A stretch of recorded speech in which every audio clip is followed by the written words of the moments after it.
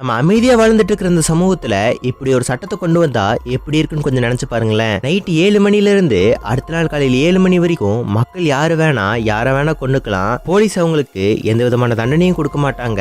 அவங்கள பிடிக்கவும் எந்த போலீஸ் வர மாட்டாங்க. இந்த மாதிரி ஒரு சட்டம் வந்துச்சுன்னா எப்படி இருக்கும்? அந்த மாதிரி ஒரு சட்டத்தை தான் இந்த திரைப்படத்துல வச்சிருக்காங்க. அமெரிக்கால கிரைம் ரேட்லாம் பயங்கர ஜாஸ்தியானதுனாலையும் மக்கள் அடுத்தவங்களை பார்த்து அதிகமா பொறாமப்படுறதை தவிர்க்கிறதுக்காக வருஷத்துல ஒரு நாள் நைட் 7 மணில இருந்து அடுத்த நாள் 7 மணி வரைக்கும் யார வேணா எப்படி வேணா கொண்டுக்கலாம். போலீஸோ கவர்மெண்ட்டோ இது கண்டுக்காது. இந்த மாதிரி பல வருஷமா நடந்துட்டு இருக்கு. ஆனா இந்த வருஷம் நடக்க போற இந்த விஷயத்துல நம்ம ஹீரோட ஃபேமிலி மாட்டிக்கிச்சு. நம்ம ஹீரோட ஃபேமிலிய ஹீரோ எப்படி காப்பாத்தினாரு, அவரோட ஃபேமிலி எப்படி சர்வைவ் ஆச்சுங்கிறது தான் இந்த திரைப்படத்தோட மீதி கதை. இந்த திரைப்படத்தோட பேர் பிரஜ். இப்பதான் நம்ம சேனலுக்கு ஃபர்ஸ்ட் வாட்டி வந்திருக்கீங்கன்னா மறக்காம நம்ம சேனலை சப்ஸ்கிரைப் பண்ணிட்டு சரி வாங்க இப்ப நம்ம கதைக்குள்ள போலாம். படத்தோட ஸ்டார்டிங்லயே நம்ம ஹீரோவான ஜேம்ஸை காட்டுறாங்க. நம்ம ஜேம்ஸை பத்தி சிம்பிளா சொல்லணும்னா நம்ம ஜேம்ஸ் ஒரு புது பணக்காரன். நம்ம ஜேம்ஸ் ஒரு கம்பெனில வேலை பார்த்துட்டு இருந்திருப்பான். அந்த கம்பெனி எந்த மாதிரி ஒரு கம்பெனினா பயங்கர பாதுகாப்பான செக்யூரிட்டி டோர்ஸ் உருவாக்குற கம்பெனில தான் நம்ம ஜேம்ஸ் வேலை பார்த்துட்டு இருந்திருப்பான். இந்த பிரச்சனைங்கிற அந்த ஒரு விஷயத்தை வச்சு நிறைய வீட்டுக்கு பயங்கர பாதுகாப்பான இந்த செக்யூரிட்டான டோரை மக்களுக்கு வித்து நம்ம ஜேம்ஸ் ஒரு புது பணக்காரனா இருப்பான். ஆனா நம்ம ஜேம்ஸோட எந்த நேபருக்குமே ஜேம்ஸை பிடிக்காது. ஏன்னா இவன் புது பணக்காரன்ல அவனோட நேபர்ஸ் எல்லாமே இவனை பார்த்து எப்பவுமே பொறாமப்பட்டுட்டு தான் இருப்பாங்க. நம்ம ஜேம்ஸுக்கு ஒரு அழகான ஃபேமிலி இருக்கு. அவனுக்கு ஒரு பையனும் ஒரு பொண்ணு இருக்கா. பையனை பத்தி சொல்லணும்னா அவன் கொஞ்சம் வினோதமானவன். எப்ப பார்த்தாலும் தனியா தான் இருப்பான். அவனே அவன் டாயில கேமராவெல்லாம் வச்சு வீட்டுக்குள்ள என்னென்ன யார் யார் பண்றாங்கன்னு கார் அனுப்பி அவன் கண்ணாடி மூலமா எப்ப பார்த்தாலும் பார்த்துட்டே இருப்பான். அதே மாதிரி ஜேம்ஸோட பொண்ணை பத்தி சொல்லணும்னா அவ ஒரு பையனை லவ் பண்ணிட்டு இருக்கா. அந்த விஷயம் நம்ம ஜேம்ஸுக்கு சுத்தமா பிடிக்காது. ஆனா ஜேம்ஸோட பொண்ணும் அந்த பையனை இன்னைக்கு என்ன முடிவு பண்ணிருக்காங்கன்னா, இன்னைக்கு நைட் 7 மணி ஆனோன்னு உங்க வீட்டுக்குள்ள நான் வந்துடுறேன். இன்னைக்கு நைட் இந்த மாதிரி நடக்க போறதுங்கிறதுனால உங்க அப்பா என்ன வெளியே அனுப்ப மாட்டாரு. கண்டிப்பா இன்னைக்கு நம்ம காதலுக்கு உங்க அப்பாட்ட நான் சம்மதம் வாங்கிக்கிறேன்னு அவன் பாட்டுக்கு ஜேம்ஸோட பொண்ணோட பயங்கர ரொமான்ஸ் பண்ணிட்டு இருப்பான். இப்ப ஜேம்ஸும் ஃபேமிலி உட்கார்ந்து கீழே சாப்பிட்டு இருப்பாங்க. டிவில எல்லாம் இன்னைக்கு 7 மணில இருந்து அடுத்த நாள் 7 மணி வரைக்கும் போலீஸ், டாக்டர், ஃபயர் இன்ஜின் எதுவுமே ஒர்க் ஆகாது. உங்க உயிரை பாத்துக்கிறது உங்களோட பொறுப்புன்னு போட்டிருக்காங்க. இந்த மாதிரி ஃபேமிலியா சாப்பிட்டு இருக்கும் போதே ஹீரோயின் பாட்டுக்கு அவர் ரூமுக்கு போயிருவா. ரூமுக்கு போய் ஜேம்ஸோட பொண்ணு அவளோட ஆளோட பயங்கரமா கடலை போட்டுட்டு இருப்பா. இந்த மாதிரி 7 மணி ஆன உடனே இப்ப ஜேம்ஸ் பாக்குறான் பிரெட்ஜ் ஸ்டார்ட் ஆறதுக்கு இன்னும் 7 நிமிஷம் தான் இருக்கு. அவனோட எல்லா செக்யூரிட்டி டோரையும் ஆன் பண்ணிட்டு அவன் பாட்டுக்கு செக்யூரா இருக்கான். இப்ப அப்படி இங்கிருந்து கட் பண்ணா ஜேம்ஸோட பையன் இருக்கான் பாத்தீங்களா, அவன் சும்மா இல்லாம எல்லா கேமராவையும் பார்த்துட்டு இருக்கான். அந்த மாதிரி கேமராவை பார்த்துட்டு இருக்கும் போது ஒருத்தன் பயங்கர பயத்தோட என்னை எப்படியாவது காப்பாத்துங்க, என்னை கொல்ல வராங்க, என்னை எப்படியாவது காப்பாத்துங்கன்னு பயங்கரமா கதறிக்கிட்டு இருப்பான். அதை பார்த்தோன்னு இந்த பையனுக்கு நம்ம எப்படியாவது அவனை காப்பாத்தி ஆகணும்னு டோரை அப்படியே திறந்து விட்டுறான். இந்த சத்தத்தை கேட்டு ஜேம்ஸ் இப்ப அப்படியே வெளியே வராரு. ஜேம்ஸுக்கு நடந்தது எதுவுமே புரியல. அவனை உள்ள வரக்கூடாதுன்னு டோரை க்ளோஸ் பண்ண பாக்குறாரு. ஆனா டோரை க்ளோஸ் பண்றதுக்கு முன்னாடியே அந்த ஆள் உள்ள வந்துருவான். நடந்தது என்னன்னு யாருக்கு ஒன்னும் புரியல.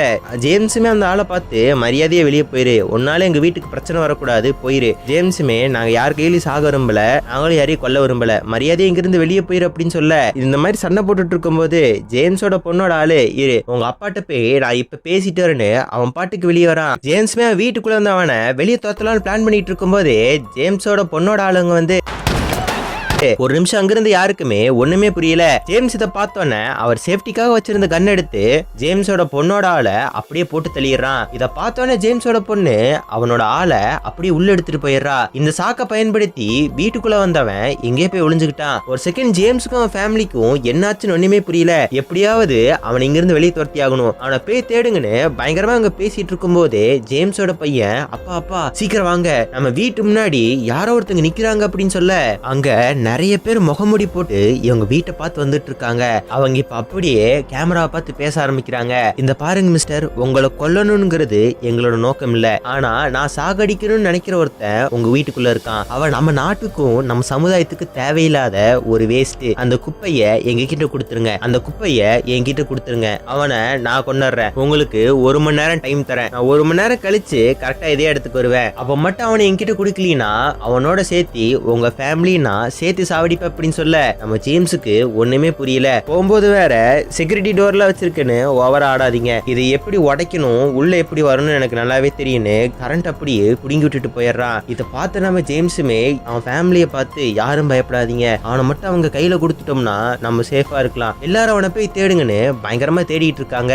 ஆனா இவங்க இந்த மாதிரி பிளான் பண்ணிருக்க ஜேம்ஸோட பையனுக்கு இது விருப்பம் இல்ல. அதனால ஜேம்ஸோட பையன் என்ன பண்றானா, அவங்க அப்பா அம்மா இந்த மாதிரி தேடிட்டு இருக்கும் போது அவன் காரை வச்சு அந்த ஆளு எங்க இருக்காங்கிற விஷயத்த கண்டுபிடிச்சிடறான். அந்த காரை வச்சு இங்க போங்க, இங்க எனக்கு தெரிஞ்ச ஒரு சீக்ரெட் ரூம் இருக்கு, அந்த ரூம் என்ன தவிர யாருக்கு தெரியாது, அங்க போங்கன்னு அந்த ஆளை அதுக்குள்ள அனுப்பி விட்டுறான். இப்ப அப்பாடா இவனை காப்பாத்திட்டு நினைக்கும் போதே அந்த இடத்துக்கு கரெக்டா ஜேம்ஸோட அக்காக்காரி வந்துருவா. அந்த அக்காக்காரி அவ தம்பிய பார்த்து, டே தம்பி யாரு இப்படி பண்ணுவான்னு நான் எதிர்பார்க்கல, அவன் செத்து போயிட்டான்டா, அப்பா அம்மா மூஞ்சில நான் எப்படி முழிக்க போறேனே தெரியல, நான் போய் உன்னோட சீக்ரெட் ரூம்ல ஒளிஞ்சுக்கிறேன்னு சீக்ரெட் ரூம்குள்ள ஒளிஞ்சுக்க போறா. ஆனா இதே சமயத்துல நம்ம ஜேம்ஸ் வீட்டுல எல்லா இடத்தையும் தேடிட்டோம், எந்த இடத்துலயும் இல்ல. அப்போ ஹென்ரியோட சீக்ரெட் ரூம்ல தான் அவ ஒளிஞ்சிருக்கணும்னு இப்ப அவனை தேடி அப்படியே அந்த ரூம் நோக்கி போறாரு. நம்ம ஜேம்ஸ் உள்ள போன அடுத்த செகண்டே உள்ள ஒளிஞ்சிருந்தவன் ஜேம்ஸோட பொண்ணை பிணைய கைதிய வச்சுட்டு மரியாதையா போயிரு, இல்லாட்டி உன் பொண்ணை கொன்றுவேன், மரியாதையா போடான்னு ஜேம்ஸ் மிரட்டிட்டு இருக்கான். ஆனா இவன் இந்த மாதிரி மிரட்டிட்டு இருக்கும் போது இவனுக்கு பின்னாடி ஜேம்ஸோட ஒய்ஃப் வந்துருவாங்க.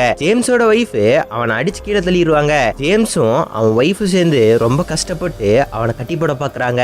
ஆனா இவன் அடங்குற மாதிரி தெரியல. அடிபட்டு இருக்கிற இடத்துல ஜேம்ஸோட ஒய்ஃப் கத்தி வச்சு இறக்குறாங்க. அதனால இப்ப அப்படியே சைலண்ட் ஆயிட்டான். ஜேம்ஸ் என்ன சொல்றானா, பெசாமி இவனை ஒரு சேர்ல கட்டி அப்படியே இவனை வெளியே தள்ளி விட்டுருவோம், நமக்கு எந்த பிரச்சனையும் வராது, இவன் செத்துட்டு போட்டு அப்படின்னு சொல்ல ஜேம்ஸோட ஒய்ஃபுக்கு இதுல உடன்பாடே கிடையாது. நான் இதெல்லாம் பண்ண மாட்டேன், நான் யாரையும் சாகடிக்க விரும்பல அப்படின்னு சொல்ல ஜேம்ஸுக்குமே இப்ப என்ன பண்றதுன்னு தெரியாம இருக்கான். ஆனா இப்ப அங்க வீட்டுக்குள்ள வந்து என்ன சொல்றானா, சார் என்னால எதுக்கு உங்களுக்கு வீண் சிரமம், நான் செத்துட்டு போறேன் சார், உங்க பொண்டாட்டி புலிகளை நீங்க காப்பாத்திக்கோங்கன்னு சொல்ல நம்ம ஜேம்ஸ் இப்ப அப்படியே மனசு மாறிடுறான். ஜேம்ஸுமே இவங்களை கொல்ல வரவங்கள நம்ம கொண்டாகன்னு பயங்கரமா பிளான் போடுறான். இப்ப ஜேம்ஸை மிரட்டினவங்க கும்பலா வராங்க.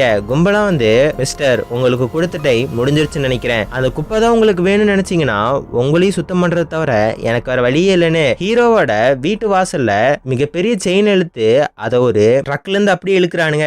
எல்லா கதவும் அப்படியே பிச்சுட்டு போயிருது. உள்ள கொஞ்சம் கொஞ்சமா அவனுங்க ஆள் வந்துட்டு இருக்காங்க. நம்ம ஜேம்ஸ் உள்ள வந்தோன்னு அவங்கள பட்டு பட்டுன்னு பயங்கரமா போட்டு தள்ளிட்டு இருக்கான். இந்த மாதிரி ஒரு பக்கம் சண்டை நடந்துகிட்டு இருக்கும் போதே இவங்க வீட்டுக்குள்ள வந்த அந்த ஆளு கட்டளா ஊத்துட்டு எங்கேயோ போய் மறைஞ்சுக்கிறான். சண்டை இந்த மாதிரி கொடூரமா நடந்துகிட்டு இருக்கு. ஒரு கட்டத்துக்கு மேல ஜேம்ஸ் எல்லாத்தையும் கொண்டுட்டு அவன் பையனையும் காப்பாத்திடுறான். ஆனா கொஞ்ச நேரம் கழிச்சு அந்த ஜேம்ஸுக்கும் இந்த கேங்கோட தலைவனுக்கு சண்டை வருது. அந்த சண்டையில ஜேம்ஸோட வைத்த கத்தியால குத்திடுறான். உங்களை நினைச்ச மாதிரியே நான் கொன்னுட்டேன், அவன் உயிருக்காக நீங்க செத்துட்டீங்களே சார்ன்ட்டு அவன் பாட்டுக்கு போறான். ஜேம்ஸ் கிட்ட இந்த மாதிரி பேசிட்டு இவன் வெளியே போலான்னு பாக்குறான். ஆனா அவனுக்கு பின்னாடி இருந்து வந்து ஜேம்ஸோட பொண்ணு கன் எடுத்து அவனை பட்டு பட்டுன்னு சுட்டு அவனை போட்டு தள்ளிடுறா. ஜேம்ஸோட பையன் வழக்கம் போல உட்காந்து கேமரால வீடியோ பார்த்துட்டு இருப்பான். பார்த்துட்டு இருக்கும் போதுதான் அவனோட நெய்பர்ஸ் எல்லாரும் கன் எடுத்துட்டு வந்து அங்க நிக்கிற அந்த லூசு பசங்க எல்லாத்தையும் போட்டு தள்ளிடுறாங்க. நம்மளை காப்பாத்த பக்கத்து வீட்டுக்காரங்க வந்துட்டாங்கன்னு பயங்கர சந்தோஷப்படுறான். உள்ள வந்து அத்தனை நெய்பர்ஸும் அத்தனை பத்தி போட்டு தள்ளிடுறாங்க. நம்ம ஹீரோ வயித்துல கத்தி குத்துனதுனால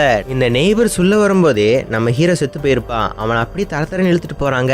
அந்த நெய்பருமே அவனை காப்பாத்து இங்க வந்து நினைக்கிறியா, உன்னையும் குடும்பத்தையும் போட்டு தள்ளதான் வந்தோம், எப்படி நீங்க எங்களை விட இவ்வளவு பணக்காரங்களா இருக்கீங்க, எனக்கு உங்களை பார்த்தா பயங்கர பொறாமையா இருக்கு. ஆனா வீட்டுக்குள்ள ஒளிஞ்சிருந்தவன் அங்க வந்த 2 பேர்த்த சுட்டுட்டு ஒருத்தவங்களை ஹோஸ்டா புடிச்சிட்டு மரியாதையா இங்க இருந்து போயிருங்க, மரியாதையா இந்த ஃபேமிலிய எதுவும் பண்ணாதீங்கன்னு பயங்கரமா மிரட்ட ஆரம்பிக்கிறான்.